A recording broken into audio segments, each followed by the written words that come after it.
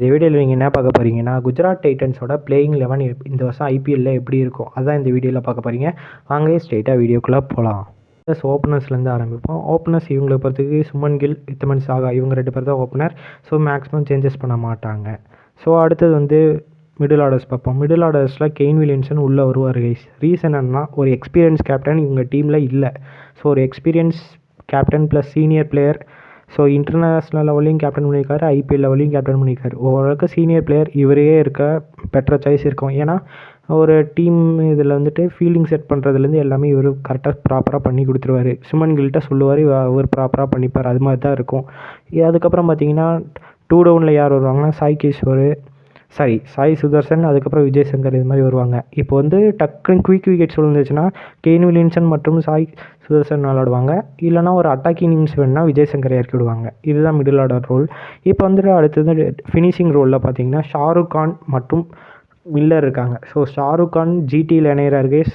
So வெயிட்டான இது தான். ஏன்னா ஷாருக் கான் நம்ம எல்லா வருஷம் ஐபிஎல்லையும் ட்ரை பண்ணிகிட்டு இருந்தோம், பஞ்சாபே எடுத்துகிட்டு இருந்தாங்க. இப்போ ஜிடிக்கு போயிருக்காரு. ஒரு நல்ல டீம் தான். ஸோ நல்ல கோச் வச்சுருக்க டீம்னால இவரும் நல்ல பேட்டிங் இம்ப்ரூவ் பண்ண அதிக வாய்ப்பு இருக்கும். ஸோ இந்த வருஷம் நல்லாவே ஃபினிஷ் பண்ணி இந்தியா டீமுக்கு வரக்கூட சான்ஸ்கள் இருக்கும். So wait and watch. அடுத்தது பார்த்தீங்கன்னா மில்லர் இருக்கார். ஸோ மில்லரை பொறுத்த வரைக்கும் ஒரு நல்ல ஃபினிஷர், அதனால் அவரை தாராளமாக வச்சுருப்பாங்க. மேக்ஸிமம் தூக்க மாட்டாங்க. ஸோ இதில் வந்து 2 ஃபாரினர்ஸ், மொத்தம் 7 பேட்ஸ்மேன் முடிஞ்சிருச்சு கைஸ்.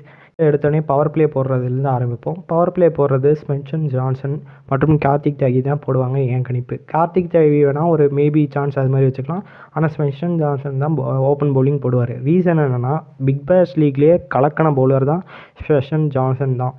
ஏன்னா ஜான்சன் வந்து வேறு மாதிரி பவுலிங் போட்டுருந்தார். ஏன்னா ஒரு பிளே ஆஃப் அந்த மாதிரி மேட்சஸில் கன்சிஸ்டண்ட்டாக விக்கெட் எடுத்தார்.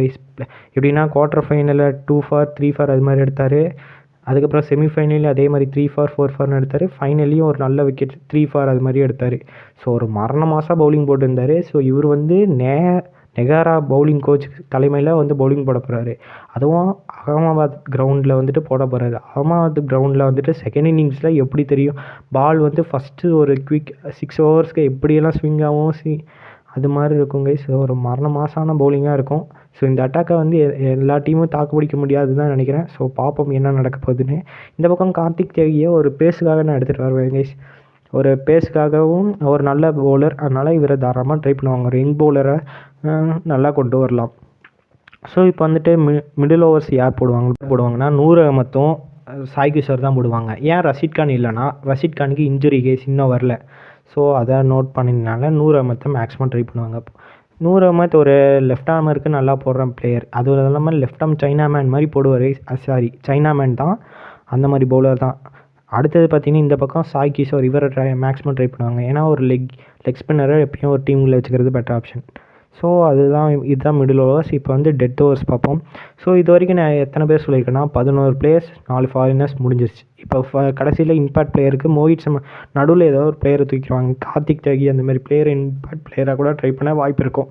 ஸோ மோஹித் சர்மா பொறுத்த வரைக்கும் டெட் பவுலிங் ஆப்ஷன். போன வருஷமும் அவர் தான் போட்டார், இந்த வருஷமும் இவர் தான் போட அதிக சான்சஸ் இருக்கும்.